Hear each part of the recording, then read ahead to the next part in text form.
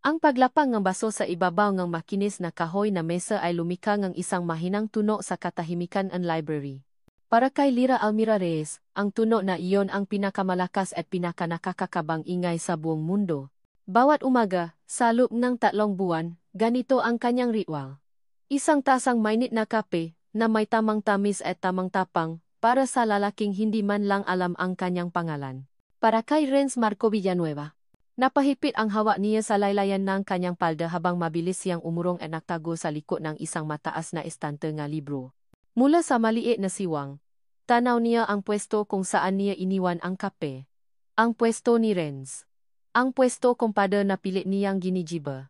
Sana mapansin mo na ako, Renz, bulong niya sa sarili, ang masalita ay hangin lamang na dumaan sa kanyang malabi. Ilang sandali pa, dumating na siya. Si Renz Marco Villanueva. Parang isang prinsip na naglalakat sa sarili niyang kaharian. Matangkat, seryoso ang mukha. At may dalang aura ng talino at distansya na tila ba may sarili siyang mundo. Ang bawat hakbang niya ay may bigat. May kumpiyansa. Napigil ni Lira ang kanyang pahinga. Nakita ni Renz ang tasa ng kape sa kanyang mesa. Huminto siya. Tinitigan niya iyon. Sa isang saglit, sa isang iglap na parang tumigil ang oras, umasa si Lira. Baka ngayon, magtanong siya. Baka ngayon, lumingon siya sa paligid. Baka ngayon, makita na niya ako. Pero wala. Kinuha lang ni Renz ang tasa, hindi man lang naabalang tumingin sa paligid, at naupo na sa kanyang silya. Binuksan niya ang kanyang libro na parabang ang kapang iyon ay natural na parte ng kanyang mesa, na parang kabuteng tumuboron na hindi na kailangang paktahan. Isang pamilyar na kirot ang gumuhit sa dibdib ni Lira. Ang kirot ng pagiging invisible. Mabigat ang nga paa niyang lumabas ng library kung saan naaantay na ang kanyang best friend na si Bia. Oh, ano? Mission kapang barako, accomplish na naman. Bunga ni Bia, may halong pang-asar ang boses. Friend, 3 buwan na. 3 buwan ka nang nagiging personal barista ng isang taong bato. Hindi ka pa ba napapagod? Umupo si Lira sa sementadong bench sa ilalim ng isang malaking puno ng akasya. Hindi naman sa ganun, Bia. Alam kong darating din ang araw na mapapansin niya ako. Napailing si B at umupo sa tabi niya. Mapapansin ka niya. Oh, kapa-aksidente kaniyang nabunggo dahil hindi siya tumitingin sa dinaraanan niya. Lira. Seryoso. Fourth year engineering na yon. Graduating. Ikaw. Third year psychology. Paano mo naisip na may paasa diyan? Humanap ka na lang ng iba. Marami diyan.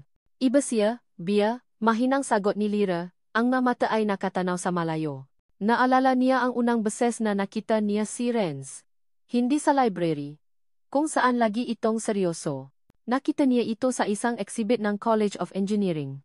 Habang ang lahat ay abala sa pakikipausap, si Renz ay nasa isang sulok. Maisang nakatutok sa isang blueprint. Mayroong matinding pananasa sa kanyang mamata, isang apoy na nakatuon sa kanyang ginagawa. Hindi siya malamig noong nga sandaling iyon. Puno siya ng buhay. Puno ng pangarap. At doon, nahulog si Lira. Hindi sa malamig na pada na kilala ng lahat. Nahulog siya sa lalaking natatago sa likod nito. Lira? Hoy, nakikinig ka ba? Unta ni Bea. Iwinawagaywe ang kamay sa harap ng kanyang mukha. Napabalik sa kasalukuyan si Lira. Oo naman. Sabi mo, humanap akong iba. Exactly. So, ano ng plano? Ititigil mo na ba yung kahibangan mo? Tumingin si Lira sa kanyang kaibigan, isang bagong determinasyon ang unti-unting nabubuo sa kanyang puso. Siguro. Tama si Bia. Siguro. Pagod na rin siyang maging anino. Pagod na siyang magiwan ng kapa na hindi man lang pinasasalamatan. Pagod na siyang umasa sa mga baka. Pero hindi para sumuko. Para gumawa ng mas malaking hakbang. Isang hakbang na mabibigay sa kanya ng sigurado at malinaw na sagot. Oo, hindi. Wala ng pagitan. Hindi ko ititigil, sabi ni Lira, ang boses niya ay may biglang tapang. Pero tatapusin ko na. Natatakang tumingin sa kanya si Bia. Anong ibig mong sabihin?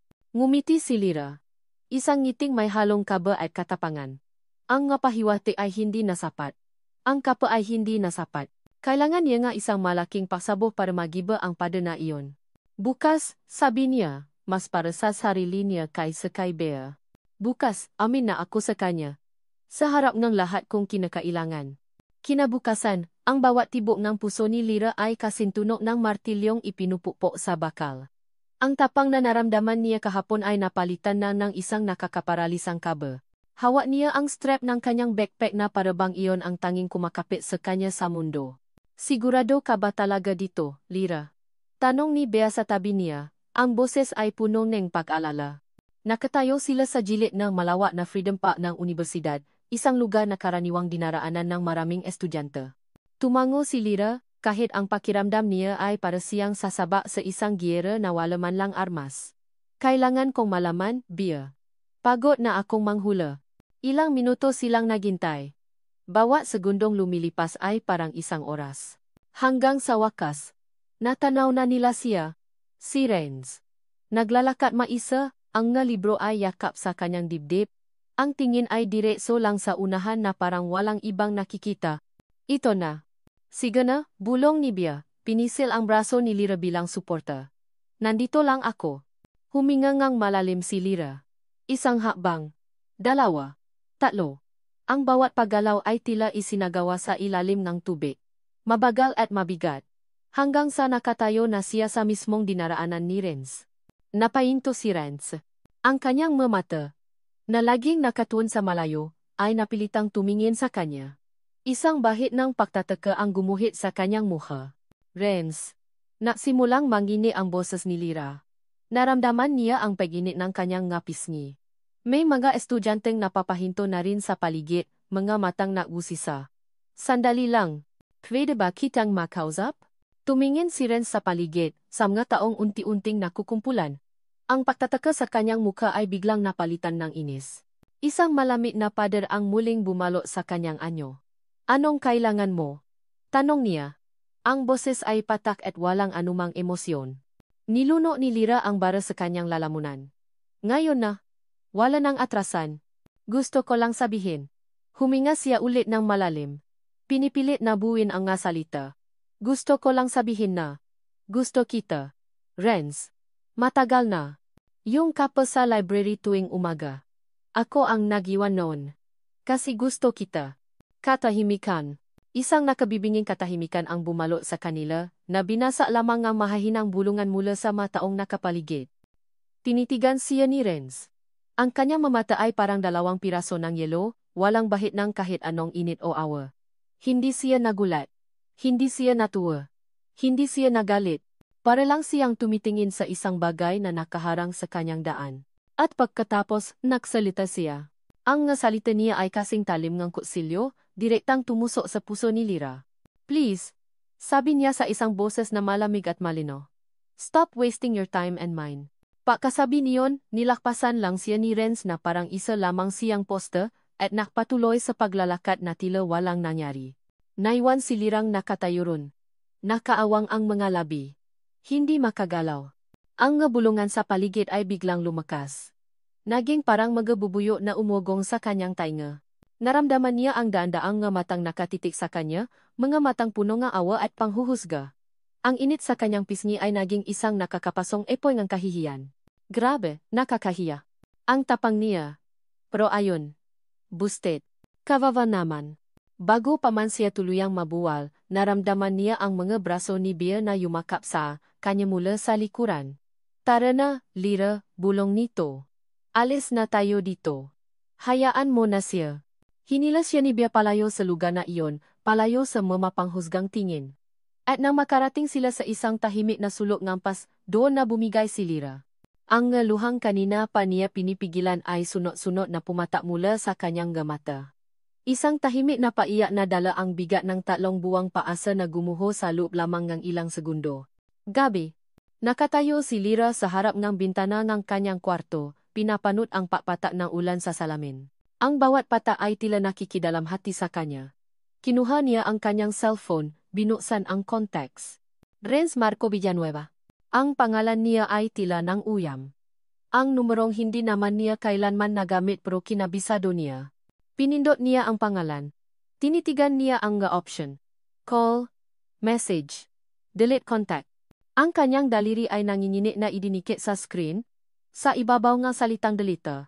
Saglit siyang naalinlangan. Ito na ang pagsuko. Ang pagtanggap sa katotohanan isa lamang siyang abala. Isang aksaya ng oras.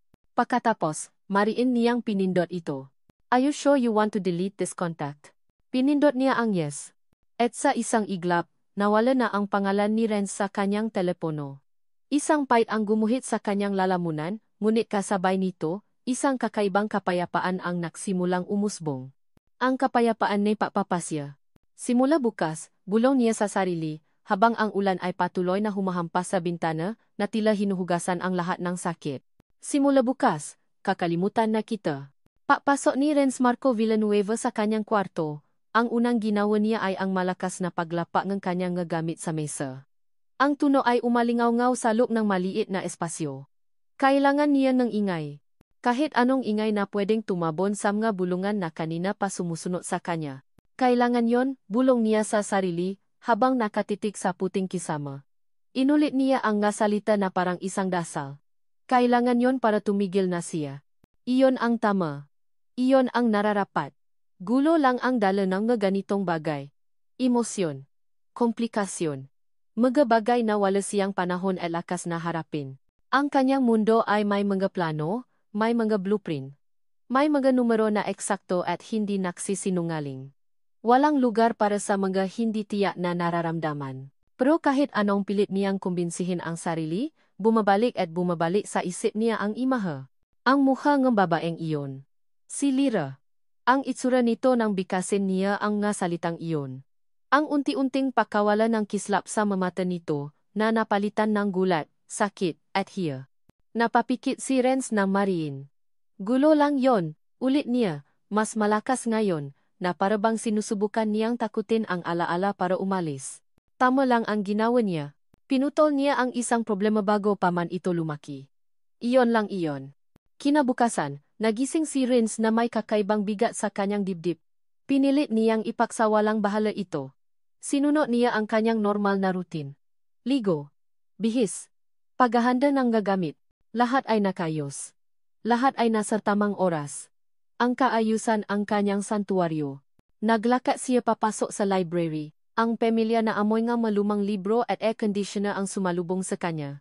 Dumiretso siya sa kanyang karaniwang pwesto sa pinakasulo, kung saan walang gaanong dumadaan. Kung saan tahimik. Ngunit pagdating niya sa kanyang mesa, napahinto siya. Napatitak siya sa ibabaw nito. Makinis. Malinis. Walang nakapatong. Walang tasangang kape. Kumunot ang noniya. Inaasahan niya ito, di ba?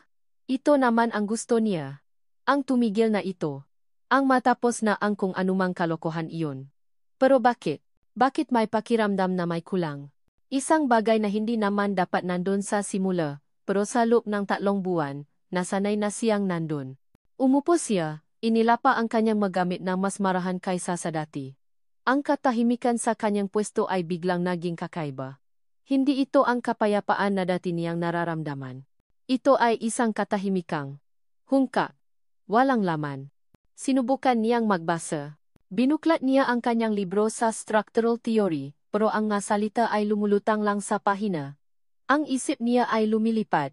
Pilit niyang ibinalik ang atensyon sa mga formula at diagram, pero ang tanging nakikita niya ay ang isang bakanteng espasyo sa kanyang mesa. Dahil sa inis sa sarili, itinaas niya ang kanyang tingin at iginala ito sa paligid ng library. At doon, sa di kalayuan, nakita niya siya. Si Lyra. Nakaupo ito kasama ang kaibigan niya, si Bea. At, tumatawa ito. Isang tawang malutong at toto, na kahit hindi niya naririnig ay kitang-kita niya. May kung anong kinukwento si Bea, na siyang nakpangiti kay Lyra ng malapat. Sa isang iglap, naktama ang kanilang mata. O baka naman, inakala lang ni Renz na naktama. Dahil ang nga mata ni Lyra ay dumaan lang sa kanya, walang pahinto, walang pakilala, na parabang isa lamang siyang ordinaryong estudyante. Na para siyang hangin. Isang multo sa sarili niyang teritoryo. Isang pamilya na pada ang muling itinayo ni Renz sa kanyang sarili. Iyon. Magaling. Mas mabuti na ang ganon. Mas madali. Pero bakit imbes na gumaan ang pakiramdam niya, lalo itong bumigat? Biglang nag-vibrate ang cellphone sa kanyang bulsa. Isang nakakairitang tunog na bumasa sa hungka na katahimikan. Kinuha niya ito, umaasang isang paalala lang iyon mula sa university. Pero isang hindi rehistradong numero ang nasa screen. May isang mensahe. Binuksan niya ito. Renz, it's me. I'm back. Isabel. Naramdaman niya ang biglang paglamig ng kanyang bato. Isang pamilya na kaba ang gumapang sa kanyang sistema. Isabel. Isang pangalan mula sa nakaraan na pilit na niyang ibinaon. Isang multo na mas toto at mas mapanira. Napatiti si Renz sa pangalan sa kanyang screen, pero ang mukha na sumagi sa kanyang isipan ay hindi ang kay Isabel. Ito ay ang mukha ni Lyra na tumatawa kanina. Ang mukha ni Lyra na punong sakit kahapon. Ang katahimikang matagal na niyang hinahanap, biglang nabasa ngang isang ingay mula sa nakaraan. At sa gitna nga lahat, ang katahimikang biglang iniwan ni Lyra ay ang katahimikang bigla niyang hinanap-hanap. Isang buwan. 30 araw ngang pilit na paglimot. 30 araw ngang pagbumuli sa sarili. Para kay Lyra, ang isang buwan na iyon ay parang isang buong taon.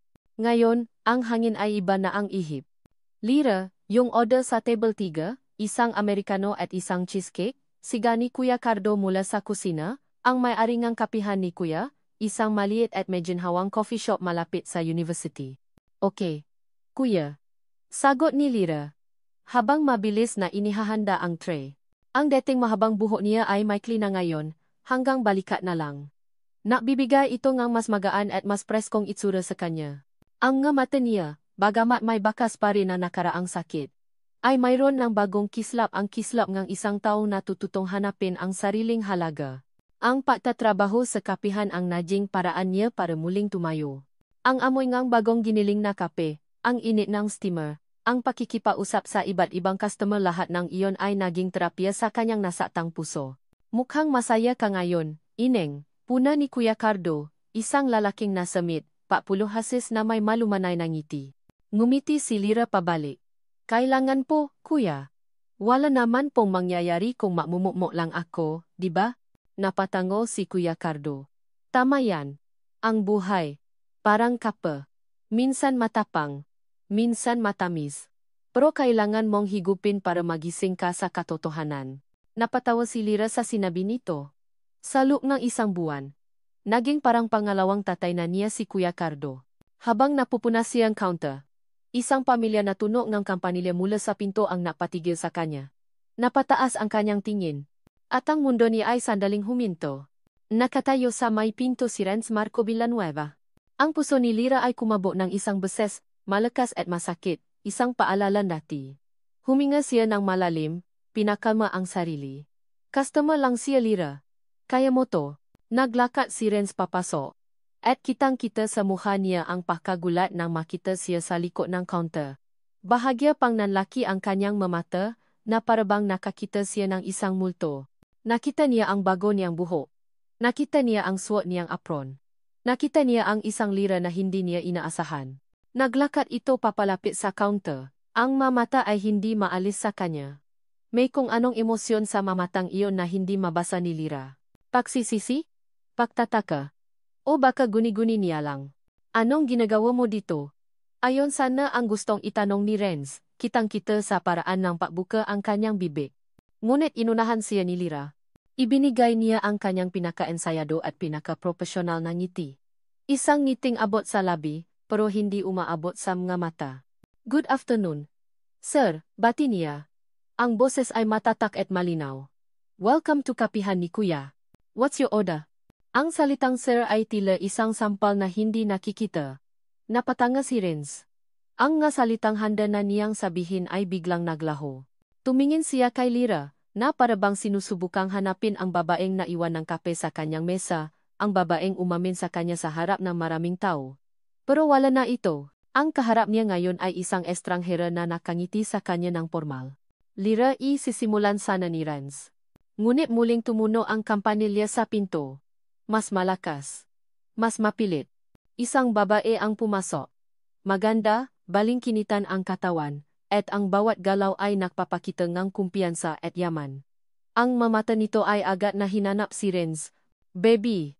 Sabi ngang babae sa isang matamis ngunit may-ari na boses. Lumapit ito kay Renz at agad na kumapit sa braso nito. I miss you so much. Kanina pa kita hinahanap. Si Isabel Salcedo. Ang multo mula sa nakaraan ni Renz.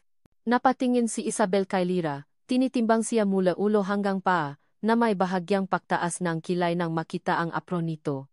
Oh, an employee here. Hindi nakasagot si Lyra. Ang lahat ng tapang na inipon niya sa loob ng isang buwan ay unti-unting gumuho. Ang ngiti sa kanyang labi ay nanigas. Naramdaman niya ang pamilya na kirot. Mas matindi ngayon, na bumabalik sa kanyang dibdib. Nakita niya kung paano sinubukan ni Renz na alisin ang pakakahawa ni Isabel sa braso niya, pero mas lalo lang itong humigpit. Renz, anong gusto mong inumin? Tanong ni Isabel. Ang tingin ay bumalik kay Renz, puno ng paglalambing. Yung dati pa rin ba? Yung paborito natin?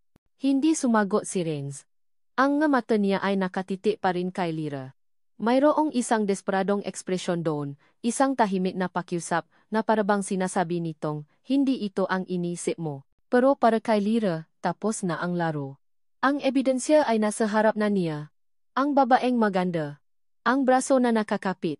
Ang salitang baby. Lahat ay malinaw. Malinaw na malinaw. Ang lahat ng pagbabago ang buho, ang trabaho, ang ngiti ay para sa sarili niya. Pero bakit ngayon, sa isang iglap, pakiramdam niya ay para na naman siyang bumalik sa simula, sa pagiging anino. Sa pagiging wala. Nag-iwas ang tingin si Lyra.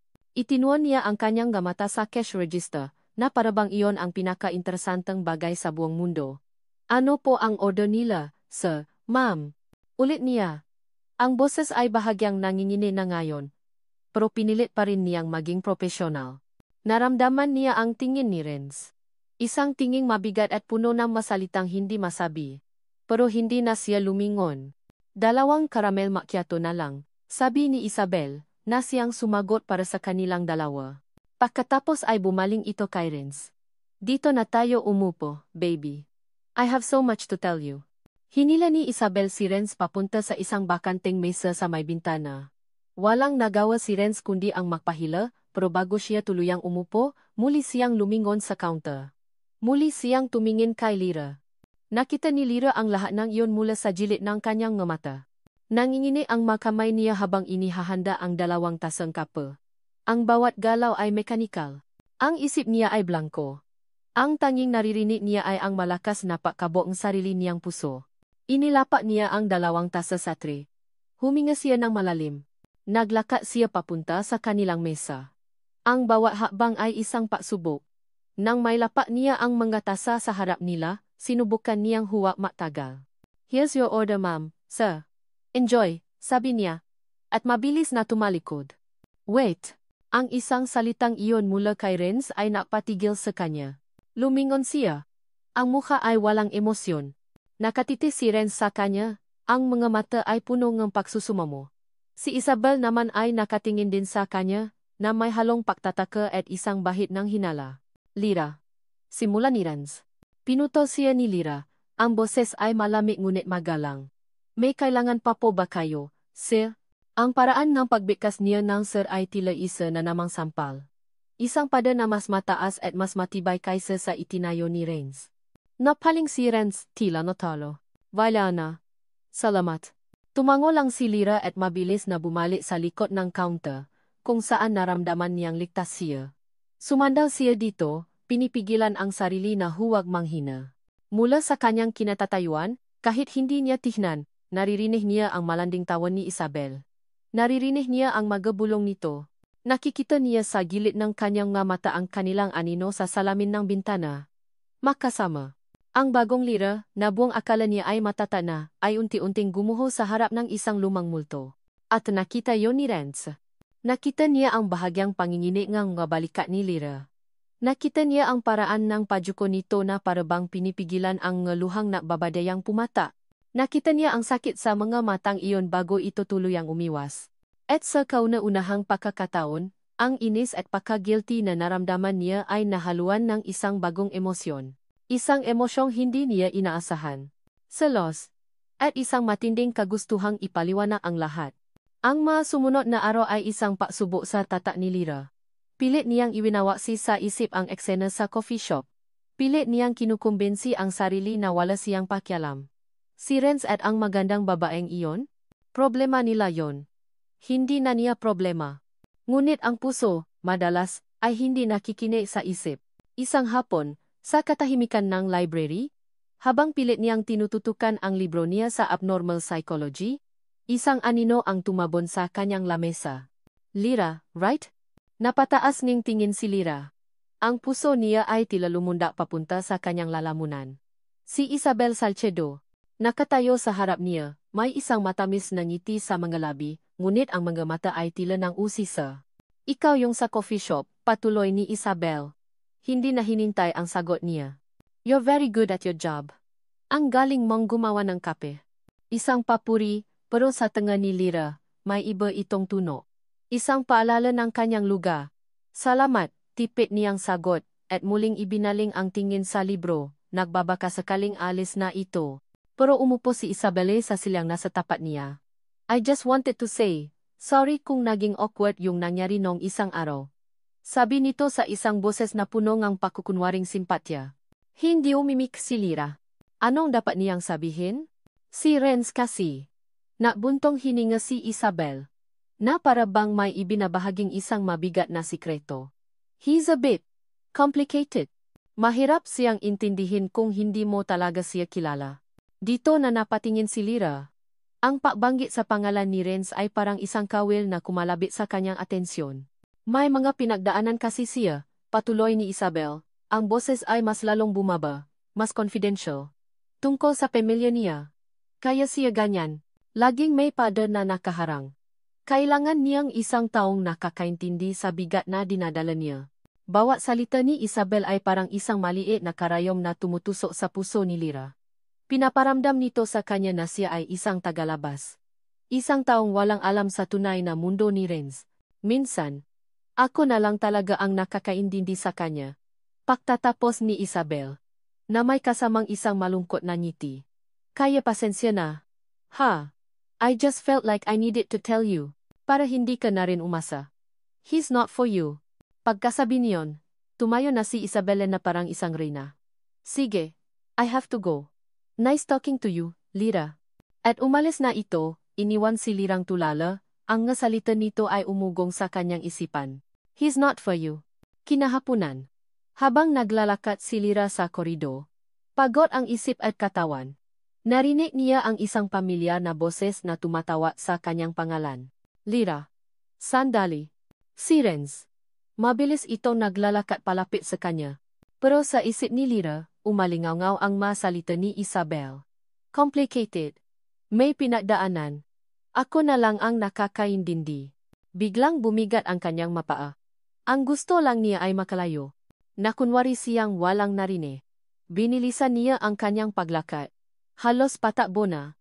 Paliko sa kabilang hallway, hanggang sa mawala siya sa paningin ni Renz. Sumandal siya sa pader, habol ang kanyang hininga.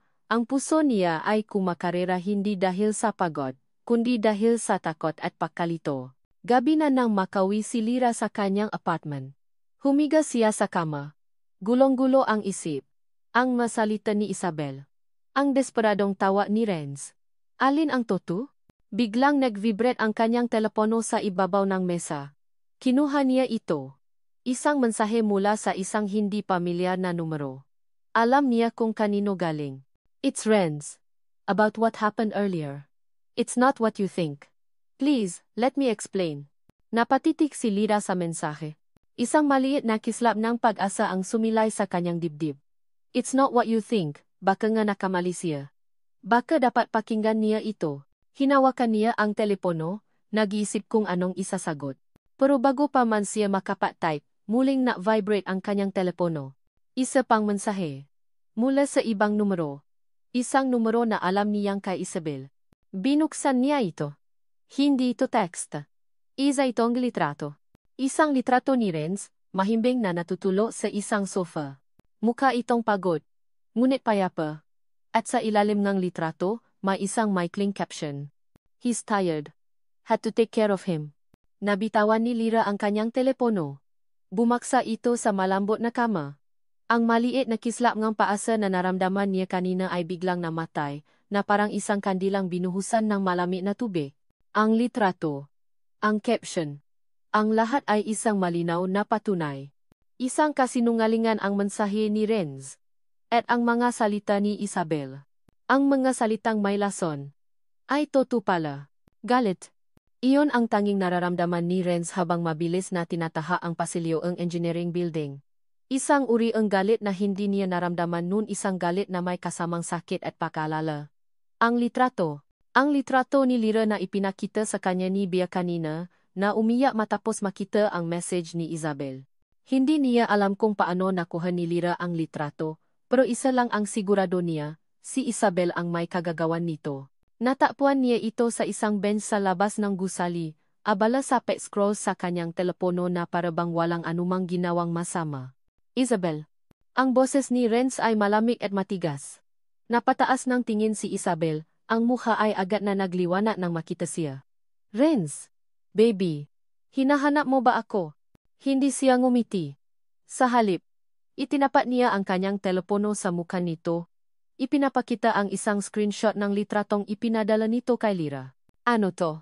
Nawala ang ngiti ni Isabel, napalitan ng pagkukunwaring inosente. Oh, that? I was just trying to be friendly. Para lang malaman niyang okay ka. You looked so tired kasi. I was worried. Worried? Napatawa si Renz ng mapala. O gusto mo lang siyang saktan? Isabel, ano ba talagang laro to? Sinabi ko na sayo, tapos na tayo. Tigilan mo na si Lyra. Tumayo si Isabel. Ang pagkukunwari ay napalitan na ng inis. Bakit? Dahil ba sa kanya? Sa isang babaeng walang alam tungkol sayo? Renz? Hindi ka niya maintindihan. Hindi niya alam ang bigat na dinadala mo. Wala kang pakialam doon. Sigaw ni Renz. Ang boses ay umalingaw-ngaw sa halos walang taong lugar na ayon. Huwag mo siyang idamay dito. This is between you and me. Isang kakaibang ngiti ang sumilay sa mga labi ni Isabela. Isang ngiting nakakakilabot. Between you and me? Renz, di mo ba naiintindihan? Lahat ng ito ay konektado. Humakbang ito palapit sa kanya, ang boses ay naging isang mapanganib na bulong. Bakit, Renz? Takot ka bang malaman niya ang totoo? Ang totoo tungkol sa nakaraan mo?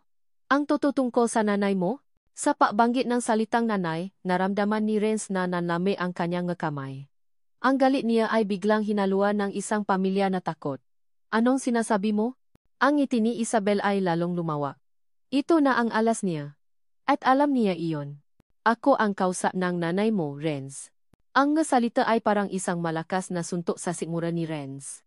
Naramdaman niyang nawalan ng hangin ang kanyang baga. Sinungaling. Hindi ako nagsisinungaling, sabi ni Isabel, puno ng tagumpay ang boses. Matagal na. Gusto ka na raw niyang makita. Gusto niyang humingi ng tawad. At alam mo kung sino ang tulay para doon? Ako, Renz. Ako lang. Parang gumuho ang sahit na kinatatayuan ni Renz. Ang ina na nang iwan sa kanya. Ang ina na naging dahilan ng lahat ng pader na itinayo niya. Nakikipausap kay Isabel. Ang babaeng sinubukan niyang kalimutan. Kaya wag mong isipin na ganun lang kadaling itapon ako, patuloy ni Isabel. Ang bawat salita ay isang pako na lalong bumabaon sa dibdib niya. Dahil kapag tinalikuran mo ako, tinatalikuran mo rin ang pagkakataon na muli siyang makita. Naintindihan mo ba? Hindi na makasagot si Renz. Ang pader na matagal niyang iningatan ay gumuho sa isang iglap. Ang galit ay napalitan ng isang matinding desperasyon. Pakiramdam niya ay isa siyang batang naliligaw, na ang tanging taong nakakaalam ng daan pauwi ay ang siyaring taong naglagay sa kanya sa panganib. Napahawa siya sa pader para suportahan ang sarili, ang kanyang pahinga ay mabigat at mabilis.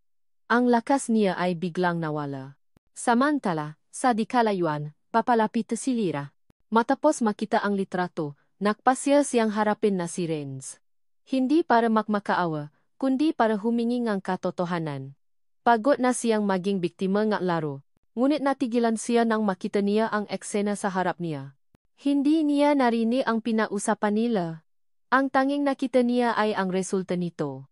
Nakita niya si Renz, mukhang pasan ang buong mundo, nakasandal sa pader na parang anumang oras ay babagsak. At nakita niya si Isabel. Lumapit dito at marahang inilagay ang isang kamay sa balikat nito. Ang mukha ay puno ng pagkukunwaring pag-aalala. Para kay Lyra, iyon na ang huling pirasong puzzle. Ang lahat ng sinabi ni Isabel ay totoo. Si Renz sa oras ng kanyang kahinaan ay sa kanya tumatakbo. Sa kanya humahanap ng lakas. At siya, Si Lyra ay isa lamang istorbo sa kanilang magulong mundo. Isang matinding kiro ang tumago sa kanyang puso, mas masakit kaysa sa una. Dahil ngayon, hindi lang ito sakit ng pagkabigo. Ito ay sakit ng pagtanggap. Pagtanggap na talo na talaga siya. Walang ingay na tumalikot si Lyra.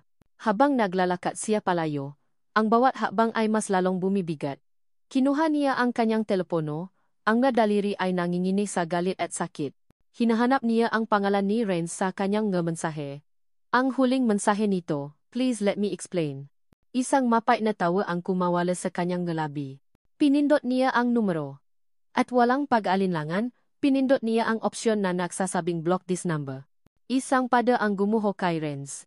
At isang pada ang muling itinayo ni Lyra, mas mataas, mas matibay, at walang sinumang makakagiba. Ang sumunod na oras ay isang malabong panaginip para kay Renz. Matapos ang revelasyon ni Isabel, iniwan niya itong nakatayo ron, ang masalita nito ay patuloy na umugong sa kanyang isipan. Ang ina, si Isabel, si Lyra. Ang tatlong pangalan ay nagalo-halo sa utak niya na parang isang bagyo.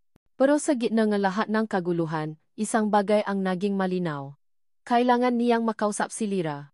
Kailangan niyang ipaliwanag ang lahat, kahit gaano pa ito kakomplikado, kahit gaano pa kasakit. Dahil ang katahimikan ni Lyra ay mas nakakatakot kaysa sa kahit anong sigaw o galit. Kinuha niya ang kanyang telepono at tinawagan ito. "The number you have dialed is currently unavailable." Kumunot ang nunya. Sinubukan niya ulit. Ganun pa rin. Nag-text siya. "Lyra, please. Kailangan nating mag-usap. It's important." Tiningnan niya ang screen, naghihintay ng delivered na marka, pero wala. Isang maliit na pulang ang lumabas. "Message not sent." Doon siya kinabahan. Isang malamig na takot ang gumapang sa kanyang dibdib. Blocked. Binlock si ni Lyra. Isang matinding desperasyon ang bumalot sa kanya. Hindi. Hindi pwedeng ganito. Mabilis siyang tumakbo palabas ng campus. Ang kanyang unang destinasyon. Ang apartment ni Lyra. Alam niya kung saan ito dahil minsan niya itong sinundan. Noong nga unang araw na sinusubukan niyang intindihin kung bakit siya apektado sa biglaang paiwas nito. Halos liparin niya ang mahagdanan paayat sa ikatlong palapat. Huminto siya sa harap ng pinto na may numerong 3B. Kumatok siya. Mabilis. Malakas. "Lyra! Lyra, please, buksan mo to. Mag-usap tayo." Walang sumasagot.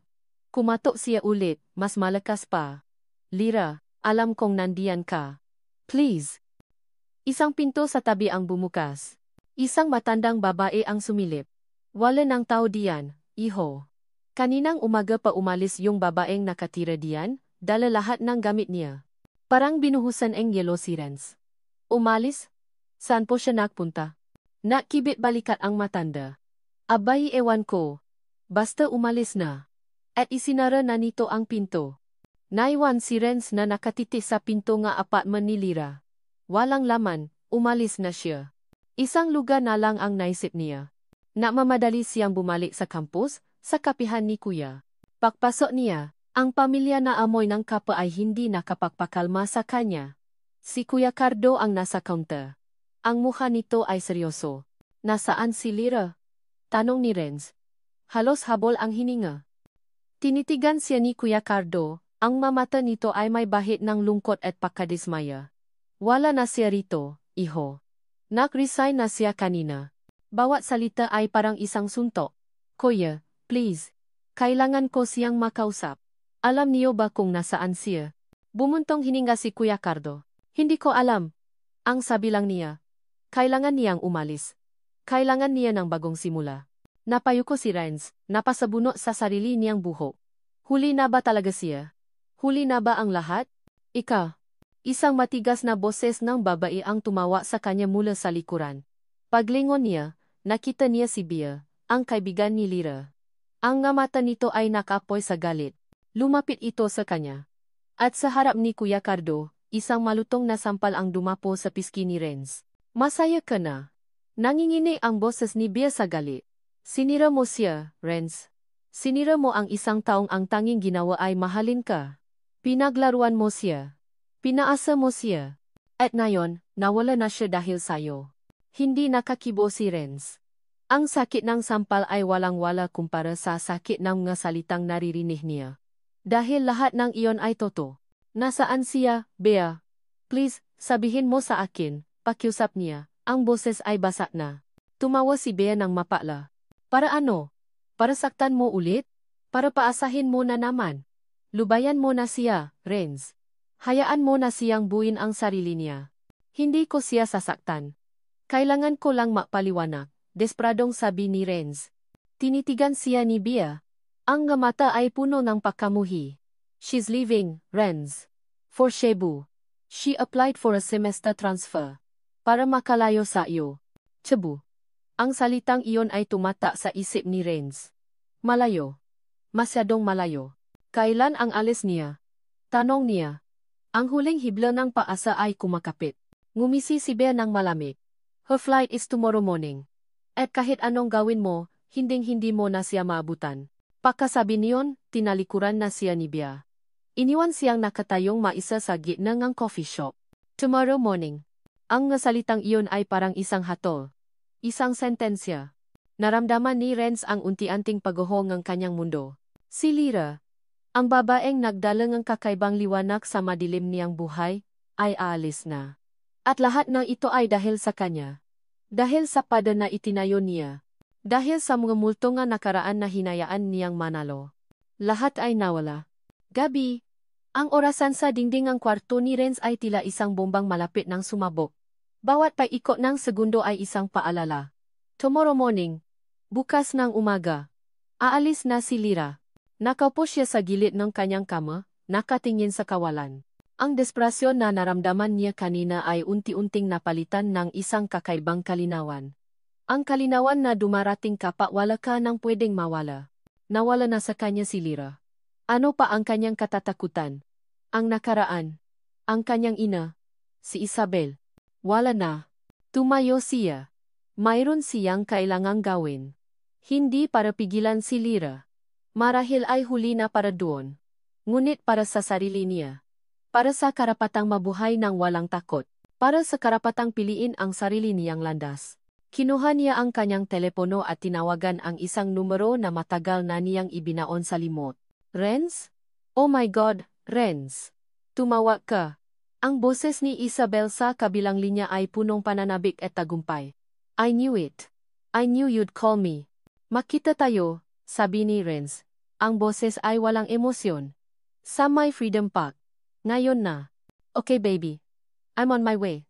Pinatay niya ang tawa. Hindi na siya nakabalang sumagot.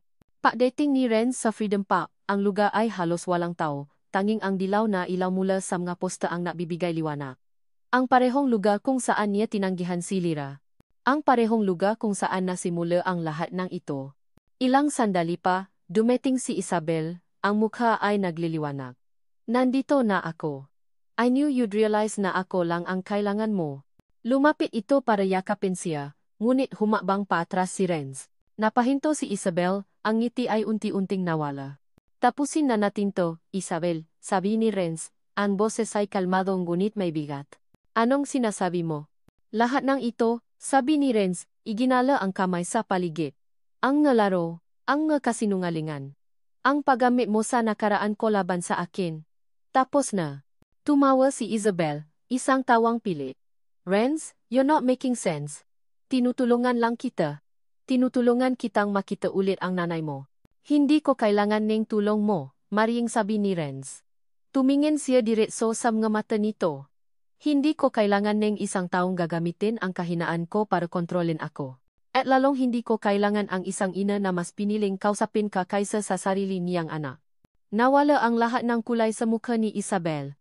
Pero, Renz, alam mo kung anong kailangan ko. Isabelle. Tanong ni Renz. Isang pait ang gumuhit sa kanyang malabi. Kailangan kong kapayapaan. At hindi ikaw yon. Hindi na. Siguro dati, naging mahalaga ka. Pero ang Isabel na kaharap ko ngayon, hindi ko nakilala. Huminga siya ng malalim. I don't need you to fix my past, Isabel. Naramdaman niya ang isang bigat na nabawas sa kanyang dibdib sa bawat salitang binibitawan niya. I need Lyra to build my future. Kahit na hindi niya alam kung mayroon pa bang hinaharap para sa kanila, Ang pagsabi nga masalitang iyon ay nagbigay sa kanya ng lakas. Sa harap ni Isabel, kinuha niya ang kanyang telepono. Binuksan niya ang contacts. Hinanap niya ang pangalan nito. Isabel Salcedo. Pinindot niya ang delete. Pagkatapos, hinanap niya ang isa pang numero. Ang numerong ibinigay sa kanya ni Isabel. Mama. Hindi niya ito tinawagan. Pinindot din niya ang delete. Tumingin siya kay Isabel, na ngayon ay nakatingin sa kanya ng may halong gulat at galit. Tapos na. Isabel. Ayoko na. Maging masaya ka na. Tinalikuran na niya ito, hindi na lumingon pa. Habang naglalakad siya palayo, narinig niya ang sigaw ni Isabel sa likuran niya. Renz. Babalik ka rin. Sa akin ka pa rin babasa. Hindi ka niya mamahalin tulad ng pagmamahal ko sayo. Hindi siya lumingon. Napatuloy lang siya sa paglakad, palayo sa masiga, palayo sa nakaraan. Ang bawat hakbang ay isang paglaya. Nang makalayo na siya, huminto siya sa ilalim ng isang puno. Tumingin siya sa kanyang relo. Halos hating gabi na. Ilang oras na lang. Tomorrow morning. Hindi niya alam kung anong gagawin niya. Hindi niya alam kung may pag-asa pa. Pero isa lang ang sigurado niya. Kailangan niyang subukan. Kahit na ang kahulugan niyon ay harapin ang pinakamalaking takot niya. Ang muling pagtanggi. Mabilis siyang tumakbo palabas ng campus. Ang isip niya ay nakatuon na sa isang lugar. Ang airport. Ang ingay sa loob ng NAEA, Terminal 3 ay parang isang alon na paulit-ulit na humahampas sa pandinig ni Lyra, ngunit wala siyang maramdamang anuman. Manhit. Iyon ang salita. Ang puso niya ay manhit. Hawak niya ang kanyang boarding pass, ang nga daliri ay nalalami. Ang bawat hakbang niya papasok sa departure area ay parang may nakakabit na kadena sa kanyang nga paa. Ito na iyon, ang bagong simula na pinili niya. Pero bakit parang hindi ito paglaya? Bakit parang isa itong pagtakas? Flight 5 Joule 553, now boarding for Cebu. Ang boses mula sa speaker ay ang hudyat. Huminga siya ng malalim at nagsimulang pumila. Ang mga tao sa paligid niya ay may kanya-kanyang kwentom ng pamilyang masayang nausap. Magabiyaherong maisa na abala sa kanilang telepono. At siya, isa siyang multo, naglalakbay palayo sa isang buhay na sinubukan niyang buuin at siya rin mismo ang gumiba. Nang malapit na siya sa gate, isang sigaw ang pumuni sa ingay ng paliparan. Isang sigaw na kilalang kilala niya. Lyra. Napahinto siya. Napalingon. Sa una, inakala niyang guni-guni lang niya iyon. Isang desperadong larong kanyang isipan. Pero hindi.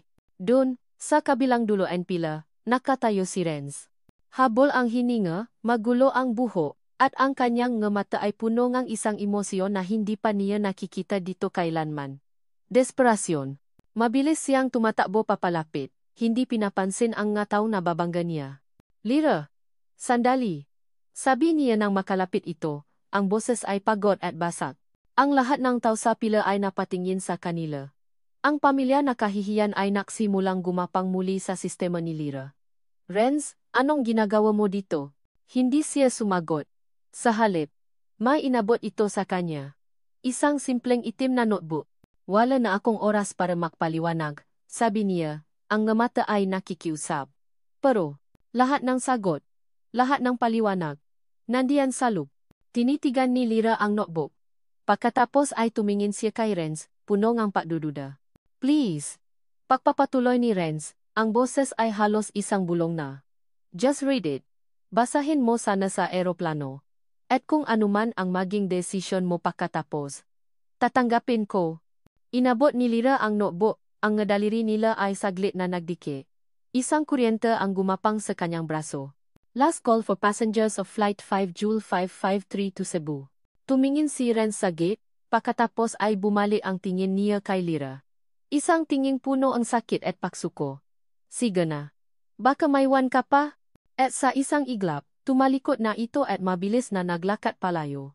Nawala sa gitna ng maraming tao, iniwan si Lyrang nakatayo roon. Yakap-yakap ang isang notebook na parabang iyon ang pinakamahalagang bagay sa mundo. Nasa loob na siyang eroplano, nakaupo sa tabing bintana. Habang unti-unting umaangat ang eroplano mula sa lupa, naramdaman niya ang tuluyang paghiwalay. Ang mailaw-eng Maynila ay unti-unting lumiliit, hanggang sa maging parang magabituin na lang sa kadiliman. Inilapat niya ang notebook sa kanyang kandungan. Tinitigan niya ito. Dapat ba niyang buksan? Paano kung puro kasinungalingan lang ang laman nito? Paano kung mas lalo lang siyang masaktan? Ngunit ang mata ni Renz kanina, ang desperasyon sa mga iyon, ay hindi kasinungalingan. Dahan-dahan niyang binuklat ang notebook. Ang sulat kamay nito ay mabilis ngunit malinaw. Sa unang pahina, may 3 salita lang. Para sa'yo, Lyra. Nagsimula siyang magbasa. Ang bawat pangungusap ay isang piraso puzzle na bumubuo sa imahe en isang Renz na hindi niya kilala. Ang kwento en isang batang lalaki na iniwan ng kanyang ina. Ang sakit na dala-dala niya sa loob ng maraming taon. Ang takot na magmahal dahil para sa kanya. Ang pagmamahal ay laging natatapos sa pang-iwan. Habang binabasa niya, ang pader na itinayo ni Renz ay unti-unting gumuho sa kanyang isipan at nakita niya ang totoong tao sa likod nito. Isang lalaking takot. Isang lalaking nasasaktan. Pagkatapos, isinulat nito ang tungkol kay Isabel. Kung paano nito ginamit ang kanyang ina para kontrolin siya. Kung paano siya natrap sa isang sitwasyon na hindi niya alam kung paano tatakasan. Ang eksenang nakita ni Lyra sa labas ng engineering building hindi iyon pakali. Ayon ay isang pagbabanta. Ang nga luha ay nasimulang mamuo sa mga mata ni Lyra. At sa mga huling pahina, ang kwento ay tungkol na sa kanya. Nung una, inisip ko na isa ka lang istorbo. Ang kape mo sa umaga, isang bagay na dapat kong ipasawalang bahala. Pero nung tumigil ka, doon ko nalaman. Ang katahimikan na iniwan mo ay mas maingay kaysa sa kahit anong siga. Naging pata ka na pala ng umaga ko. Naging liwanag ka na pala sa madilim kong mundo nang hindi ko namamalayan. Lyra, patawarin mo ako kung naging duwa ako. Patawarin mo ako kung sinaktan kita. Takot akong magmahal dahil takot akong maiwan. Pero mas takot pala akong mawala ka ng tuluyan. Hindi ko alam kung may babalikan pa ako. Pero gusto kong malaman mo, minahal kita sa paraang hindi ko alam kung paano. At kung bibigyan mo ako ng pagkakataon, gusto kong matutunang mahalin ka sa paraang nararapat sayo. Sa pagtatapos ng huling pangungusap, ang mga luha ni Lyra ay malaya nang dumadaloy sa kanyang pisngi. Ang sakit, ang galit, ang pagdududa lahat ay napalitan ng isang matinding pag-unawa na sinundan ng isang nakakapasong pagsisisi. Mali siya. Mali ang lahat ng inisip niya. Tumakas siya mula sa isang taong hindi siya sinasaktan, kundi humihingi ng tulong sa paraang hindi nito alam kung paano. We have now landed at Mactanagent Cebu International Airport. Ang boses ang piloto ay pumukaw sa kanya. Nakalapa na sila. Nasa Cebu na siya. Ang lugar na dapat ay kanyang bagong simula. Niyakap niya ng mahigpit ang notebook sa kanyang dibdib. Ang isip niya ay nag-isang tanong lang ang sinisigaw. Anong gagawin niya? Renz. 3 araw. 3 araw na parang isang walang katapusang gabi. Nakatulala si Renz sa itim na kape na sa harap niya. Mapait. Tulad ng pakiramdam niya. Araw-araw, pagkatapos ng klase, dito siya dumidiretso sa kapihan ni Kuya. Nagbabaka sakali? Siguro. O baka gusto lang niyang parusahan ang sarili, sa lugar kung saan nagsimula ang unti-unting pagbabago ng kanyang mundo. Iho, baka matunaw na yang tasa sa kakatiti mo, sabi ni Kuya Cardo habang nakpupunas ng counter. Hindi umimik si Renz. Wala pa rin. Malumanay na tanong ng matanda. Umiling lang si Renz. Pagkatapos na ginawa niya sa airport, wala na siyang narinig mula kay Lyra. Ni isang text, ni isang tawag, ginawa na niya ang lahat. Isinugal na niya ang huling piraso ng kanyang puso. At ngayon, wala na siyang magawa kundi maghintay sa isang sagot na marahil ay hindi na darating. Tanggap na niya. Ito na siguro ang kabayaran sa lahat ng pagkakamali niya. Ang mabuhay sa isang katahimikang siya mismo ang humingi. Pero ngayon ay siya nang kinamumuhian. Narinig niya ang tunog ng panilya sa pinto. Hindi siya lumingon. Isa na namang customer na bibili ng kape. Isa na namang paalalang gabaeng nag-iwan ng kape sa kanyang mesa. Ngunit may isang anino na huminto sa harap ng kanyang mesa. Inaasahan niyang si Kuya Cardo ito para kunin ang kanyang tasa. Ngunit hindi. Isang tasa ng kape ang dahan-dahang ipinatong sa kanyang mesa, sa tabi ng sarili niyang baso. Isang mainit na tasa, umusok pa. Napataas ang tingin ni Renz. At ang kanyang mundo ay tuluyang huminto. Lyra. Nakatayo si Lyra sa harap ni Renz. Ang puso niya ay kumakarera, ngunit ang makamay niya ay hindi nanginginig. 3 araw siyang naisip sa Cebu. 3 araw ngang pag-iyak. pag-unawa, at pagpapatawad. At sa huli, isa lang ang naging sagot. Nakita niya ang gulat sa mga mata ni Renz. Ang hindi makapaniwalang ekspresyon na parang nakakita ito ngang multo. Isang ngiti ang unti-unting sumilay sa mga labi ni Lyra. Isang ngiting toto at puno ngang pagmamahal. Bumalik ako. Simpleng sabi niya. Napatayo si Renz. Munti nang matabig ang mesa. Lyra. Paano? Bakit? Kasi may naiwan ako dito. Sabi ni Lyra. Ang mga mata niya ay nagsisimula ng mamasa. Isang lalaking duwa na hindi alam kung paano magmahal. Isang lalaking naktatago sa likod ng isang pada na siya mismo ang naktayo. Isang kirot ang gumuhit sa mukha ni Renz. Pero, papatuloy ni Lyra, isang lalaki rin na sa kabilangang takot, sumugal pa rin. At ang pada na yon. Humabang siya palapit kay Renz. Handa ko ng tulungang gibain. Sa mga salitang iyon, lahat ng natitirang depensa ni Renz ay tuluyang gumuho. Niyakap niya si Lyra ng mahigpit. Ibinaon ang kanyang mukha sa balikat nito na parang isang batang matagal nang naliligaw at ngayon lang nakahanap ng daan pauwi. Naramdaman ni Lyra ang panginginig ng magabalikat nito. At doon sa gitna ng amoy ng kape, naramdaman niya ang init ng maluha ni Renz. Niyakap niya ito pabalik, mas mahigpit pa. Tapos na ang sakit. Ito na ang simula ng pagilom. Makalipas ang 5 taon. Ang hangin ay malami, dala ang amoy ng papalapit na Pasko. Nakatayo si Renz sa labas ng isang maliit at modernong gusali. Sa salamin na pinto, may nakasulat ng masalita. The Healing Space Psychology Clinic. Lyra Almira Reyes RPSI. Isang ngiti ang gumuhit sa kanyang labi. Engineer Renz Marco Villanueva. Iyon ang nakasulat sa kanyang business card.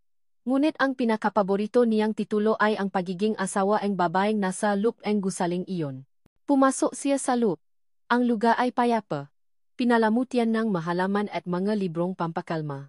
Nakita niya si Lyra na kausap ang kanyang secretary. Nang makita siya nito, isang matamis na ngiti ang sumilay sa malabi nito, ang parehong ngiti na sumalubong sa kanya sa coffee shop 5 taon na ang nakalipas. Engineer Villanueva, andito ka na pala, biro ni Lyra. Siyempre, Ma'am Reyes. Susunduin ko na ang paborito kong psych, sagot niya. Magkahawak kamay silang lumabas. Ang kanilang buhay ay hindi naging perpekto. May mga araw pa rin ang pag-aalilangan, mga aninongang nakaraan na minsay bumabalik. Ngunit sa bawat pagkakataon, hindi na sila naktatago sa likod ng mga pada. Pinag-usapan na nila ito, makasama nilang hinaharap. Dinala siya ni Renz sa isang lugar na pamilya. Ang Freedom Park ng kanilang universidad. Anong ginagawa natin dito? Tanong ni Lyra. Habang naupo sila sa isang bench. Walang imig na lumuhod si Renz sa harap niya. Renz, gulat na sabi ni Lyra. May kinuha si Renz mula sa kanyang bulsa. Hindi isang singsing. Isang tasang ang kape na nakalagay sa isang maliit na paper bag. Inabot niya ito kay Lyra. Ano to?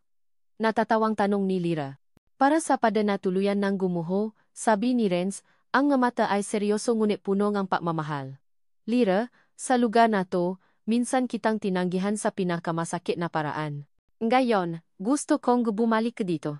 Para itanong kung pwede bang sa habang buhay.